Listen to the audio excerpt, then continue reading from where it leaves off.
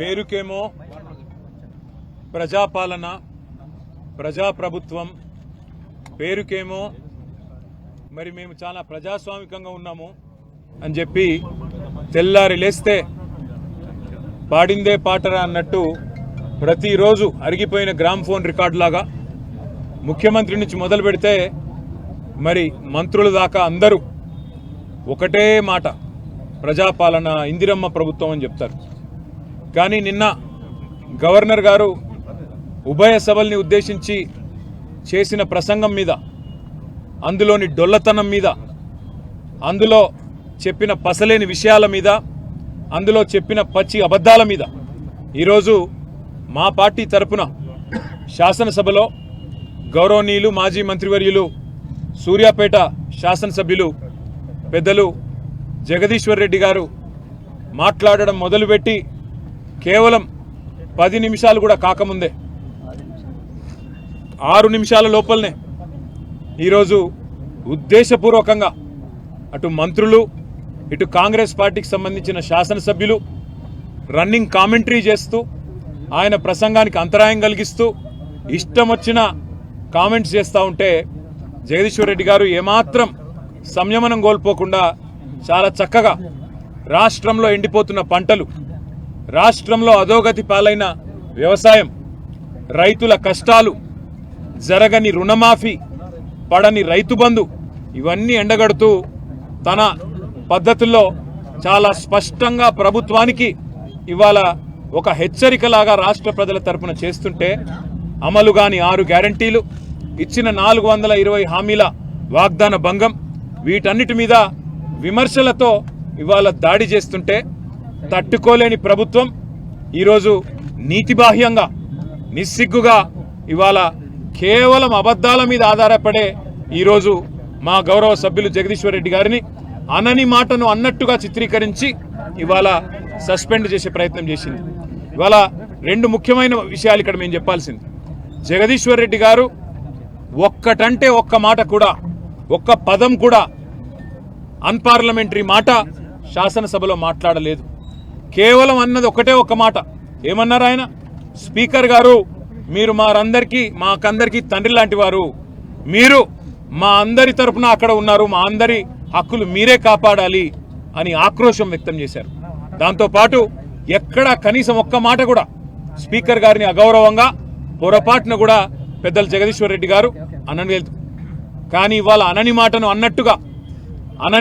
అన్నట్టుగా ఇవాళ జరగని తప్పునేదో తరిగినట్టుగా చిత్రీకరించి ఇవాళ మా గౌరవ సభ్యులు జగదీశ్వర్ రెడ్డి గారిని ఏదైతే ఈ సమావేశాలు ముగిసేంత వరకు సస్పెండ్ చేస్తున్నామని చెప్పి ఏకపక్షంగా నియంతృత్వ పోకడలతో ఈ రాష్ట్ర ప్రభుత్వం 5 గంటలు సభను వాయిదా వేసి ఢిల్లీలో ఉండే రేవంత్ రెడ్డి గారి ఆదేశం మేరకు గొంతు నొక్కి మా కనీసం ఉరిశిక్ష వేసే ముందు కూడా ఆ ఉరిశిక్ష ఎవరికైతే విధిస్తారో వారికి తమ వాదన చెప్పుకునే అవకాశం ఇస్తారు. కానీ జగదీశ్వర్ రెడ్డి గారి కనీసం తాను చేసిన తప్పేంది, నేను ఏం మాట్లాడినా తప్పు మాట అని కనీసం వివరణ అడగడానికి కానీ, అవసరమైతే మా నాయకుడు, మా పెద్దలు, ప్రతిపక్ష నాయకులు, తెలంగాణ సాధించిన పెద్దలు గౌరవనీయులు కేసీఆర్ గారు మాకు స్పష్టంగా ఆదేశం ఇచ్చినారు. స్పీకర్ గారు పెద్దవారు, ఒకవేళ ఆయన బాధపడి ఉంటే ఏం పర్వాలేదు, మీరు విచారం వ్యక్తం చేయండి, తదనంతరం సభను సజావుగా జరిగేటట్టు సహకరించండి అని చెప్పి మాకు ఆదేశం ఇచ్చినారు. ఆ మాట మేమందరం కూడా, శాసనసభ్యులందరం కూడా పోయి స్పీకర్ గారికి, శాసనసభ వ్యవహారాల మంత్రి శ్రీధర్ బాబు గారికి కూడా స్పష్టంగా చెప్పొచ్చినాం. సార్, మాకు మైక్ ఇవ్వండి, మేము నిజంగానే ఏదైనా పొల్లు మాట మాట్లాడింటే అవసరమైతే టీవీ పెట్టి శాసనసభలో చూపెట్టండి సభ్యులందరికీ, అన్ని పార్టీల అభిప్రాయాలు తీసుకోండి, ఇట్లాంటి ప్రతిష్టంభన ఏర్పడ్డప్పుడు మూడ్ ఆఫ్ ద హౌస్ తీసుకుంటారు, అన్ని పార్టీల అభిప్రాయాలు తీసుకుంటారు, అవసరమైతే స్పీకర్ గారి ఛాంబర్లో ఒక సమావేశం పెట్టి ఈ ప్రతిష్టంభన తొలగించడానికి ప్రయత్నం చేస్తారు. ఒకవేళ ఏదైనా మాట దొర్లింది అని మీరు భావిస్తే మా సభ్యులు హుందాగా ముందుకొచ్చి విచారం వ్యక్తం చేయడానికి కూడా సిద్ధంగా ఉన్నాము. మా నాయకుడు చెప్పారు, మేము అనలేదు, తప్పు మాట అనలేదు, ఒక్క మాట కూడా పొల్లు మాట మాట్లాడలేదు. అయినా సరే స్పీకర్ గారి మీద ఉండే గౌరవంతో, ఆ పదవి మీద, ఆ రాజ్యాంగబద్ధమైన వ్యవస్థ మీద ఉండే గౌరవంతో మేము అవసరమైతే విచారం వ్యక్తం చేసి సభ సజావుగా జరగడానికి సహకరిస్తామని చెప్పి హుందాగా మేము పోయి స్పీకర్ గారికి శాసనసభ వ్యవహారాల మంత్రి గారికి చెప్పినాం. కానీ ఇవాళ చేయని తప్పుకు ఈరోజు మొత్తం సెషన్ అంతా కూడా సస్పెండ్ చేస్తున్నామని చెప్పి ఏకపక్షంగా అక్కడ మా పెద్దలు హరీష్ రావు గారు రిపీటెడ్గా అడుగుతానే ఉన్నారు, మా పార్టీ తరఫున మా వాదన చెప్పనివ్వండి, మేము చెప్పాలనుకున్నది వినండి అని చెప్తే కూడా వినిపించుకోకుండా కేవలం కాంగ్రెస్ పార్టీ శాసనసభ్యులు ఒక 4-5 మాట్లాడించి, ఒక 3-4 మంత్రులతో మాట్లాడించి, ఇక అది మాత్రమే మూడ్ ఆఫ్ ద హౌస్ అన్నట్టు, వాళ్ళు చెప్పిందే వేదం అన్నట్టు, వాళ్ళు చెప్పిందే సత్యం అన్నట్టు ఇవాళ ఏకపక్షంగా బుల్డోజింగ్ ధోరణితో, నియంతృత్వ పోకడలతో ఈ రాష్ట్ర ప్రభుత్వం, శాసనసభ వ్యవహారాల మంత్రి శ్రీధర్ బాబు కానీ, ముఖ్యమంత్రి రేవంత్ రెడ్డి కానీ ఏకపక్షమైన నిర్ణయం తీసుకొని ఇవాళ మా సభ్యుడు గొంతు నొక్కడం జరిగింది. అందుకే ఇవాళ రాజ్యాంగాన్ని రచించిన భారతరత్న డాక్టర్ బాబాసాహెబ్ అంబేద్కర్ గారికి ఈ రాష్ట్రంలో జరుగుతున్న రాజ్యాంగ హక్కుల హననం గురించి, ఈ రాష్ట్రంలో జరుగుతున్న అప్రజాస్వామికమైన పోకడల గురించి మరి నిరసన చెప్పడానికే ఇక్కడ వచ్చి కూర్చున్నాం. మరి ఇక్కడికి వచ్చి చూస్తే పరిస్థితి ఏందండి? ఇక్కడికి వచ్చి చూస్తే ఆ మహానుభావుడు ప్రపంచంలోనే అతిపెద్దదైన 125 అడుగుల డాక్టర్ బాబాసాహెబ్ విగ్రహం ఏదైతే కేసీఆర్ గారి ప్రభుత్వం ఏర్పాటు చేసిందో, కనీసం ఆ విగ్రహానికి కూడా అక్కడ పోయి కూర్చునే దానికి అవకాశం లేకుండా ఇక్కడ గేట్లు మూతలు పెట్టి ఆ మహానుభావుని కూడా సంకెళ్లతో బంధించిన ఒక నీచమైన ప్రభుత్వం కాంగ్రెస్ ప్రభుత్వం అని చెప్పుకోక తప్పదు. పేరు గొప్ప ఊరు దిబ్బ అన్నట్టు, పేరుకేమో ప్రజాపాలన, చేసేవేమో అన్ని అప్రజాస్వామిక పనులు అన్నట్టుగా ఇవాళ ఏకపక్షంగా పెద్దలు జగదీశ్వర్ రెడ్డి గారి గొంతు నొక్కడం అంటే ఇది జగదీశ్వర్ రెడ్డి గొంతు నొక్కడం కాదు, ఆయన ఒక్కడికి జరిగిన అవమానం కాదు.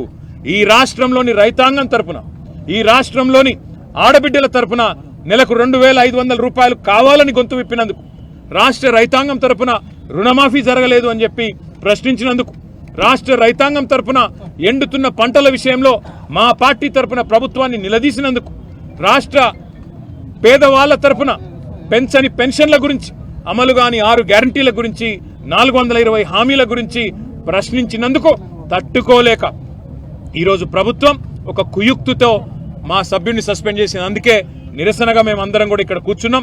ఇవాళ వాళ్ళు అనుకుంటా ఉన్నారు కేవలం ఒక గొంతు నొక్కినంత మాత్రాన, శాసనసభలో మా పార్టీ యొక్క సభ్యుడి యొక్క ప్రసంగానికి అంతరాయం కలిగించినంత మాత్రాన ఏదో సాధిస్తామని చెప్పి వాళ్ళు భ్రమపడతా ఉన్నారు. కానీ రాష్ట్రంలోని ప్రజలు అన్నీ గమనిస్తా ఉన్నారు. 15-16 నెలల్లో కేవలం 20% కమిషన్లు, ఢిల్లీకి మూటలు పంపడం మీద ఉన్న దృష్టి ఈ రాష్ట్రంలోని పేదలకు మేలు చేయాలనే విషయంలో మాత్రం ఈ ప్రభుత్వానికి ఎంత మాత్రం లేదు అనేది ప్రజలకు కూడా అర్థమైపోయింది. కాబట్టే ఇవాళ ముఖ్యమంత్రి గారిని ఎక్కడికక్కడ ప్రజలు శాపనార్థాలు పెడతా ఉన్నారు. ఇవాళ జగదీశ్వర్ రెడ్డి గారు ఒక్క పొల్లు మాట కూడా మాట్లాడలేదు. రేపు రాష్ట్ర వ్యాప్తంగా మేము బీఆర్ఎస్ కార్యకర్తలకు కూడా పిలుపునిస్తా ఉన్నాం.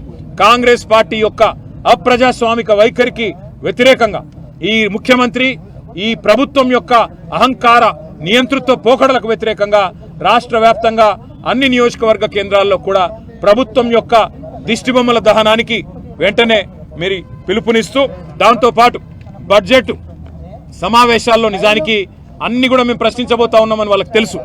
మరి బడ్జెట్ సమావేశాల్లో బీఆర్ఎస్ ఉంటే ఖచ్చితంగా మరి ప్రజల తరఫున గట్టిగా దాడి చేస్తారు, గట్టిగా ప్రశ్నిస్తారు.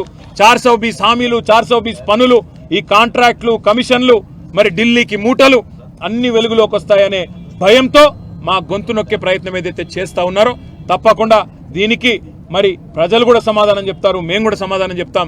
రేపు రాష్ట్ర వ్యాప్తంగా మరి మా సభ్యుడి యొక్క అప్రజాస్వామిక రేపు సాయంత్రం వరకు మరి ఈ కార్యక్రమం కూడా చేస్తాం. దాంతోపాటు మరి మా సభ్యుడి యొక్క గొంతు ఈరోజు నొక్కినందుకు తప్పకుండా ఈ ప్రభుత్వం ఇంతకు ఇంత అనుభవిస్తుంది. భవిష్యత్తులో ఈరోజు ఏ రకంగానైతే ఏకపక్షంగా కాంగ్రెస్ పార్టీ వ్యవహారం చేసిందో భవిష్యత్తులో తప్పకుండా వారికి కూడా శిక్ష తప్పదు ప్రజా కోర్టులో అనే మాట కూడా తెలియజేస్తూ థ్యాంక్ యూ.